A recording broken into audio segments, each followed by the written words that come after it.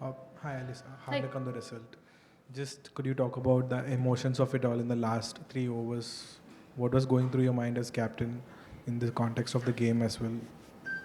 Oh, I think just disappointed. I think ultimately we just weren't sharp enough probably today, probably in all three facets definitely, to give ourselves the opportunity to win that semi-final. I think we did pretty well to hang in there. We created a lot of opportunities and let ourselves down in that regard. So probably sitting here disappointed, knowing that we sort of did that to ourselves a little bit. Not taking anything away from the Indian performance. I thought they played really well, but yeah, there's a little bit of an element of we let ourselves down a little bit.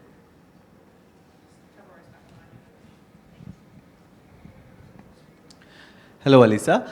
How do you process a defeat like this? At the halfway stage, it felt that you had a good score on the board. It's a semi-final. You've batted first. There's crowd and everything, and it's not a total that gets chased every day in women's cricket. What was the chat in your dugout at the halfway mark, and how do you now process this defeat?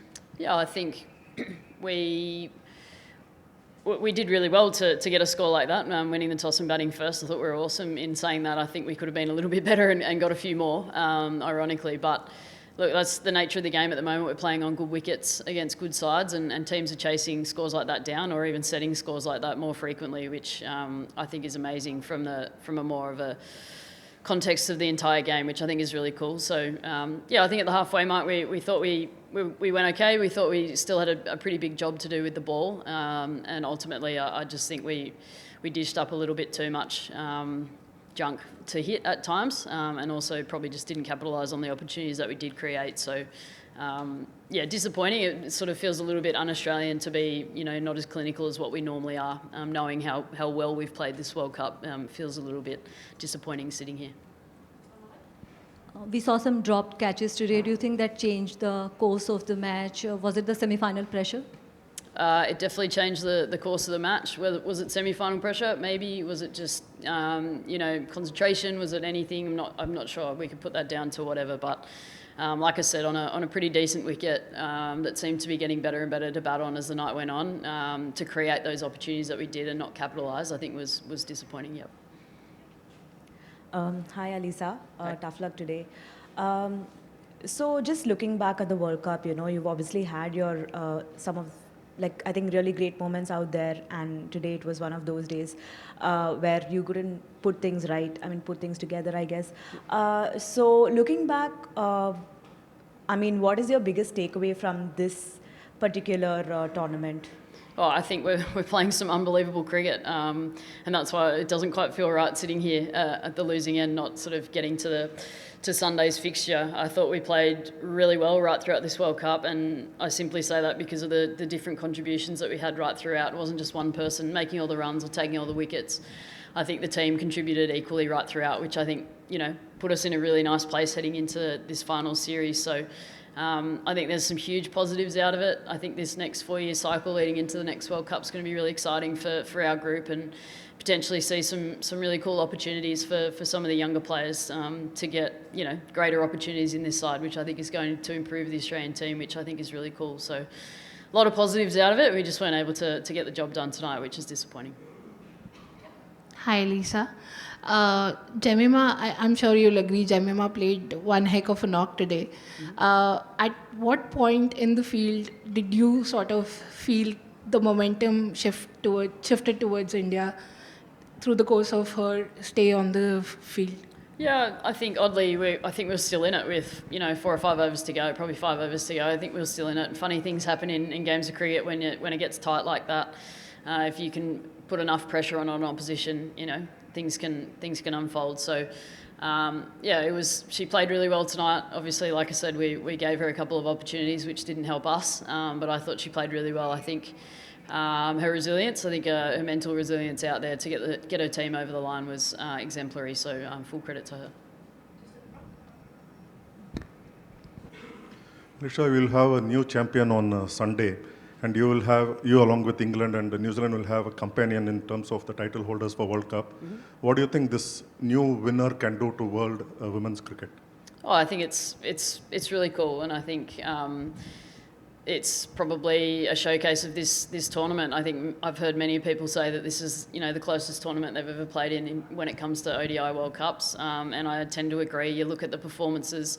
Obviously, rain played a little bit of a part in Colombo, and probably, you know, the bottom 4 teams probably suffered a little bit more in that regard. But I think, you know, there was genuinely 8 teams in finals contention, which I thought was really cool.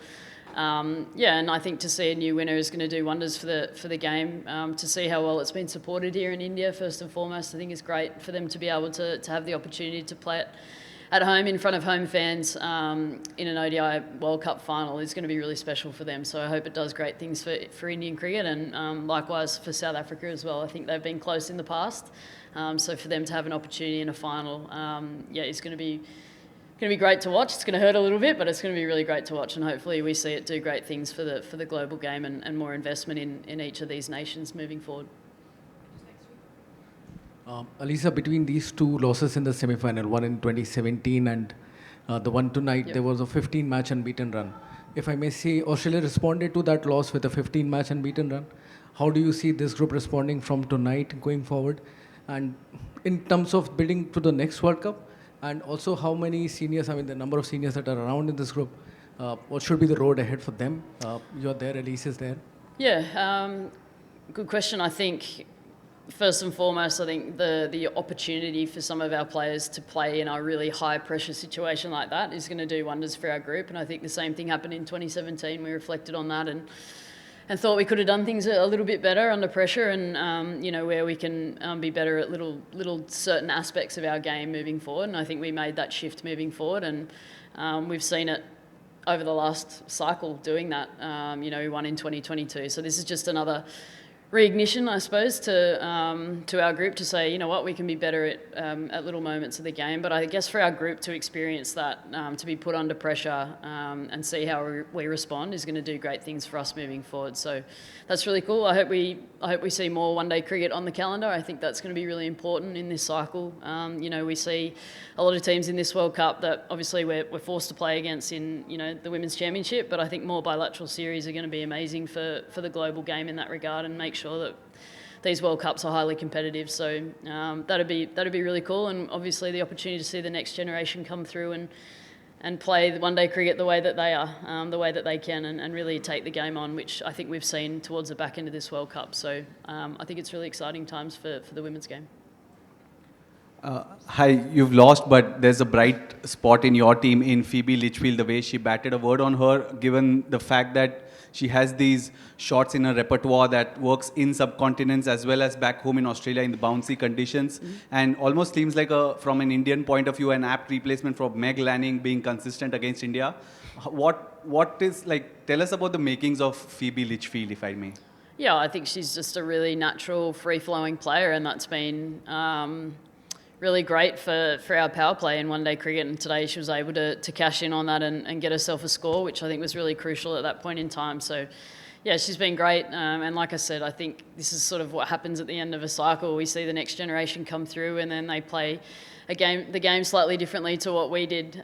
We have for long periods of time. So it's really exciting. She's key in our group. Obviously, really handy in the field as well, and drives standards in that regard. So she's a great player in our side, and I'm looking forward to see what she can do moving forward. Hi, Elisa. Again, sorry to take you back to that one partnership between Jemmy and Harman. Yep. Harman has been part of, many has been like sort of a very vital cog for India in many knockout games against Australia, and many a times her wicket has been the reason why India sort of crumbled towards the end. Yep. But today that did not happen. Talk us about the frustration of seeing the same player pulling it off again and again. I mean, she pulled it off technically today, but just the frustration of that partnership when it was building and it built up to be such a game-changing one. Yeah, frustration's probably not the right word. I mean, they're two high-quality cricketers and have been for a long period of time for India, and we knew that. It's a good wicket, good batting conditions. And we probably just allowed them into the game a little bit by not sticking to our strengths with the ball for long enough. So that was probably the most frustrating part about it. It wasn't so much that it's them out there doing their thing, because we're used to seeing that, and we're used to sort of problem solving and working it out on the field ourselves to take that wicket and break that partnership. So look, kudos to them. I thought they played really well, and Harman seems to step up in those big moments when India need her. So she's going to have to do it all again on Sunday to get them over the line. Thank you.